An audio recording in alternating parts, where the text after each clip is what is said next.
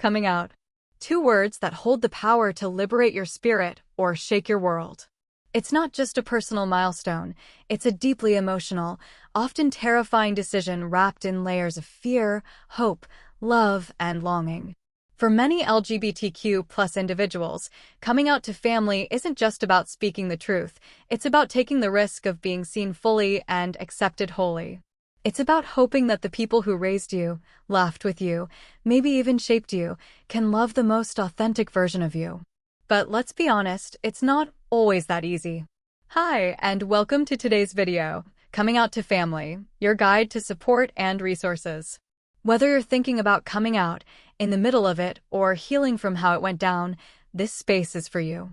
You are not alone, and you are not without tools, wisdom, or community. Coming out is different for everyone. For some, it's a simple conversation over dinner. For others, it's a letter, a text, or even years of silent courage building up to a single moment. And sometimes, it's not a one-time thing, it's a process, unfolding over time as trust deepens and understanding grows. But no matter what your experience looks like, one truth remains: you deserve to live your truth in safety, dignity, and love. Now, let's acknowledge something important right at the beginning. Your safety matters more than anything. There are some people in this world who still live in environments where coming out can put their well-being at risk. If you're in a space where that's your reality, let me say this with all the care in the world: not coming out right now doesn't make you less brave, less queer, or less valid. Survival is resistance. And we honor that. In this video, we're not here to pressure anyone into disclosure.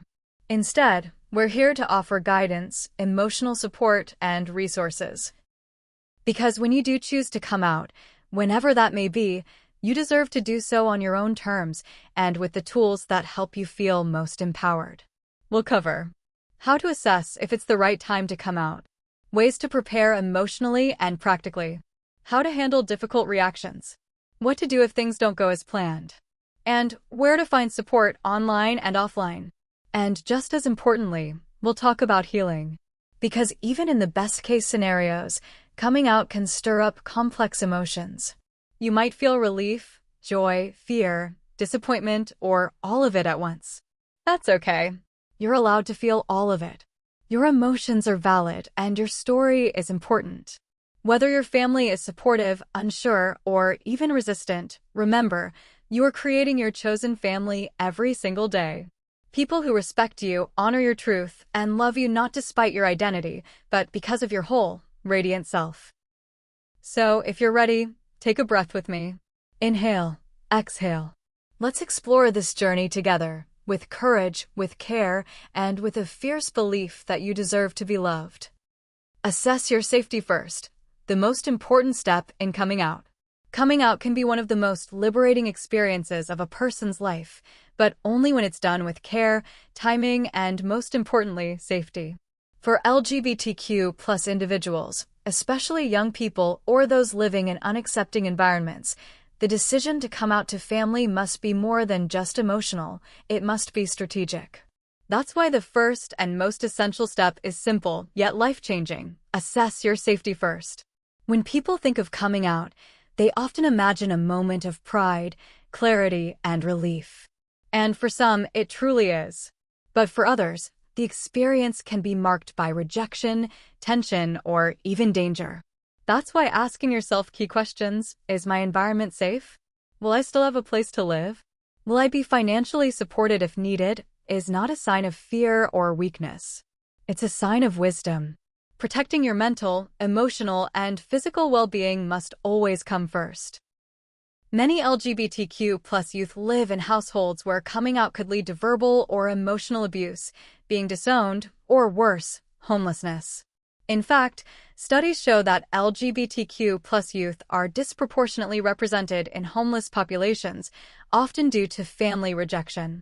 This makes it absolutely vital to think about the worst-case scenario, not because it's guaranteed to happen, but because being prepared helps you take control of your story. Start by observing your environment. How has your family reacted to conversations around LGBTQ+ people in the past? Do they express empathy or hostility when the topic comes up? Are there allies in your household, like a sibling or cousin, who could support you if things get difficult.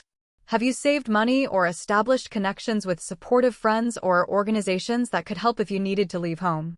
These aren't just worst-case hypotheticals. They're real-life considerations that determine whether coming out will bring you closer to safety or place you at risk. But safety isn't just about shelter or physical harm. It's also about emotional security. Will your mental health be affected by constant tension, invalidation, or being forced into therapy aimed at changing your identity? If the answer is yes, you may need to wait, build your inner resources, or connect with external support systems first. Coming out is not a race. There is no deadline, no finish line. You're allowed to move at your own pace. Remember this. Choosing to delay coming out in order to protect yourself doesn't make you less brave or less authentic. It means you're prioritizing your well-being, and that's one of the most radical, loving acts you can take. Your identity is still valid, whether or not anyone else knows about it yet. So, before you take that bold step, pause. Reflect. Plan. Assess your safety first. Because your truth deserves to be shared in a space that allows you not just to survive but to thrive. Choose the right time and method. Why timing and approach matter in coming out. Coming out is a deeply personal and emotional journey that cannot be forced into a one-size-fits-all narrative. One of the most important aspects of this process is choosing the right time and method to share your truth. While the need to be authentic is powerful and valid, how and when you come out can shape not only the response you receive, but also your emotional safety and peace of mind. The truth is, coming out doesn't just involve courage, it also involves strategy, self-awareness, and care. First, let's talk about timing. Coming out during a moment of conflict, chaos, or emotional strain in your family may not yield the supportive response you're hoping for. For instance, doing it during an argument, a stressful life event, or a family crisis can backfire. People often respond best when they are calm, present, and emotionally available. Picking a neutral or even positive moment, like after a meaningful conversation, during a peaceful meal, or a quiet weekend, can set a more stable emotional stage for such a significant conversation. That said, there is no perfect moment. Waiting forever for the ideal time may also lead to anxiety, second-guessing, or feeling stuck. That's why the right time isn't about perfection, it's about readiness. Are you emotionally prepared to come out, regardless of the reaction? Do you have enough support to lean on if things don't go as planned? Do you feel grounded in your identity, even if it's still evolving? These questions matter more than waiting for an imaginary, flawless moment. The best time is when you feel ready, mentally, emotionally, and practically. Now, the method. The way you come out is just as important as when. There's a misconception that coming out must be dramatic, in person, or follow some Hollywood-style confession. The truth is, every individual gets to choose what works for them. For some, a face-to-face conversation feels right. It allows for eye contact, emotional honesty, and immediate dialogue. For others, a written letter, email, or even a thoughtful text message might feel safer or clearer. Written communication gives your family time to process without reacting impulsively. It can also help you express your thoughts carefully, especially if you're afraid of being interrupted or misunderstood. Some people choose creative methods through art, music, or social media, while others prefer private, quiet conversations. There's no wrong way to come out as long as it aligns with your comfort level and safety. Remember, coming out is not about meeting someone else's expectations. It's about living your truth on your own terms. Ultimately, choosing the right time and method empowers you. It gives you a sense of agency in a vulnerable moment. When you take the reins of how and when to share your truth, you reclaim control over your story. Prepare for mixed reactions, embracing the unpredictability of coming out. Coming out to your family is a deeply personal and courageous decision. But with that courage often comes vulnerability, especially when it comes to how your loved ones will respond. One of the most important truths to accept before coming out is this: reactions will vary, and they won't always match your hopes or expectations. That's why it's essential to mentally and emotionally prepare for mixed reactions. No matter how close or loving your family may seem, coming out can still shift dynamics. For some, Family members respond with warmth, affirmation, and unconditional love. For others, reactions are clouded by confusion, fear, or silence. Some parents or siblings might instantly offer support, while others struggle, either because they need time to adjust or because their beliefs conflict with your identity. Preparing for this emotional spectrum isn't about expecting the worst. It's about building inner strength so you're not caught off guard. Mixed reactions often stem from lack of understanding, generational gaps, religious beliefs, or cultural conditioning. Your coming out might challenge long-held assumptions they didn't even realize they had. Some family members may ask intrusive questions. Others might change the subject, avoid the conversation entirely, or react with sadness, denial, or discomfort. It's natural to feel hurt when someone doesn't meet you with immediate acceptance, but it's also important to recognize that your identity isn't the problem. Their response is theirs to own and process. Being mentally prepared means reminding yourself that your self-worth is not determined by someone else's approval. You are not less valid because someone struggles to understand you. You are not wrong because someone needs time to unlearn bias. The truth is, people grow at different speeds. Sometimes, the initial response is disappointing. But with time, love, and information, minds can change and hearts can open. Having a plan can make a big difference. Before you come out, think through possible reactions and how you'll respond. Who can you talk to afterward if things go badly? Can you stay with a friend? Do you have an online support group or therapist to process your emotions? Having a safety net in place helps you stay grounded, especially if the moment doesn't go how you hoped. Lastly, allow yourself to grieve if needed. It's okay to feel sad, angry, or let down. You may have imagined hugs and tears of joy, and instead, you got silence or shock. That emotional dissonance is real, and it deserves to be acknowledged. But don't lose hope. Many families come around, even if the journey is slow. Coming out is a brave declaration of truth, but reactions are out of your control. What is in your control is how you prepare, protect your peace, and honor your worth. Be proud of your courage. Mixed reactions don't mean you did anything wrong. Know your support systems, the invisible safety net that holds you. When navigating the often unpredictable journey of self-discovery and identity, especially as an LGBTQ+ person, one of the most vital and underrated tools you can have is a strong support system. It's not just about who's in your corner, but also about knowing who they are, where to find them, and how to lean on them when the weight of the world feels too heavy. The truth is, even the strongest individuals need someone to walk beside them. We are not meant to go through this life, especially the vulnerable parts, alone. A support system isn't always the traditional circle we imagine. Sure, some are lucky to have accepting parents, loving siblings, and best friends who are ready to wave the rainbow flag without hesitation. But for many others, support doesn't always come from blood or childhood connections. It often looks like online friends who understand your struggle better than your own family, teachers who offer you a safe space, or LGBTQ+ centers filled with strangers who feel like home the moment they say, "You're not alone." Support systems come in layers. There are the emotional anchors, people who listen without judgment, who validate your feelings, and who remind you that you're enough, especially when you forget. There are the practical allies, those who help you find housing, legal aid, or mental health resources when coming out leads to real-world consequences.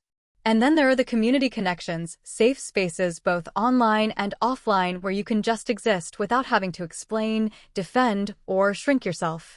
One of the most empowering steps you can take is to actively build and identify your support system. Start by asking yourself, who do I feel safe with? Who listens when I speak? Who encourages my authenticity rather than doubts it? Once you start answering those questions, you begin mapping out the people and resources that form your emotional safety net. And when family doesn't understand or when coming out doesn't go as hoped, these are the people and communities who remind you that your story doesn't end with rejection, it continues with resilience. Support systems also include professional help. Therapists, especially those who are LGBTQ+ affirming, can be a sanctuary for processing complex emotions, trauma, or confusion. Crisis lines like the Trevor Project or Trans Lifeline aren't just for emergencies. They're there to help you breathe on days when breathing feels like a chore. Ultimately, knowing your support systems is about recognizing that there is life beyond fear. There are people who will love you as you are. And when you can name them, trust them, and reach for them, you give yourself permission to be held, healed, and seen. In a world that sometimes tells you that you don't belong, your support system is the loud, steady echo that whispers back, yes, you do. Healing is ongoing. Give yourself grace. Healing is not a straight line. It's not a destination you reach and declare, I'm done. Healing is a winding path, full of unexpected turns, slow progress, and moments where it feels like you've taken 2 steps back after 1 step forward.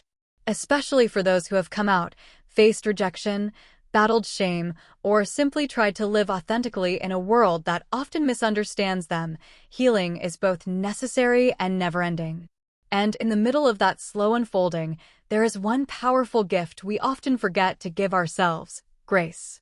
Giving yourself grace means allowing space for the messiness of your emotions. It means not demanding perfection or constant strength from yourself.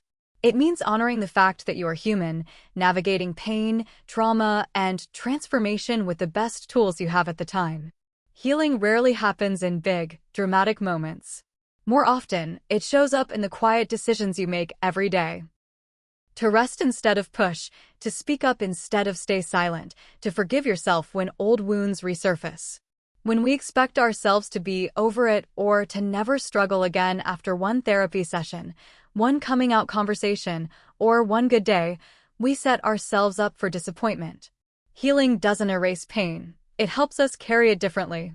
It softens the edges, teaches us resilience, and shows us that, even with scars, we are worthy of love and belonging.